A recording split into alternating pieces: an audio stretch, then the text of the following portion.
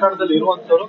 ಹಾಗಾಗಿ ಅವರು ಮೇಲ್ನೋಟಕ್ಕೆ ನಾವು ಹೊಡೆದಂಗ್ ಮಾಡ್ತೀನಿ, ನೀವ್ ಹತ್ತಂಗ್ ಮಾಡು ಅಂತ ಹೇಳ್ತಾರೆ ಹೊರತು ಇವ್ರು ಯಾರ ಮೇಲೆ ಯಾವ ಎನ್ಕ್ವೈರಿನೂ ಮಾಡೋದು ಬರ್ದಿಟ್ಕೊಬಿಡಿ. ಮೂಡ ಹಗರಣನು ಕೂಡ ಮುಖ್ಯಮಂತ್ರಿ ಸಿದ್ದರಾಮಯ್ಯ ಸಾಹೇಬರು ಅವ್ರು ತಗೊಂಡಿರುವಂತ ಸೈಟ್ ನ ಸರೆಂಡರ್ ಮಾಡಿ ತನಿಖೆಗೆ ಆದೇಶ ಮಾಡಿದ್ರೆ ಲಾಜಿಕಲ್ ಎಂಡಿಗೆ ಹೋಗ್ತೀವಿ. ಇಲ್ಲ ಅಂದ್ರೆ ಅದು ಲಾಜಿಕಲ್ ಎಂಡಿಗೆ ಹೋಗಕ್ ಸಾಧ್ಯ ಇಲ್ಲ. ಯಾವ ರಾಜಕಾರಣಿನೂ ಕೂಡ ಯಾವುದೇ ವಿಚಾರದ ಬಗ್ಗೆನೂ ಕೂಡ ಒಂದು ವಿಚಾರವನ್ನ ದಡ ಸೇರಿಸೋದಕ್ಕೆ ಅದು ತಾರ್ಕಿಕ ಅಂತ್ಯಕ್ಕೆ ತೆಗೆದುಕೊಂಡು ಹೋಗೋಕೆ ಇಂಟ್ರೆಸ್ಟ್ ಇಲ್ಲ. ಕಾಂಗ್ರೆಸ್ ಸರ್ಕಾರ ಬಂದು 1.25 ವರ್ಷ ಕಳೆದೋಯ್ತು.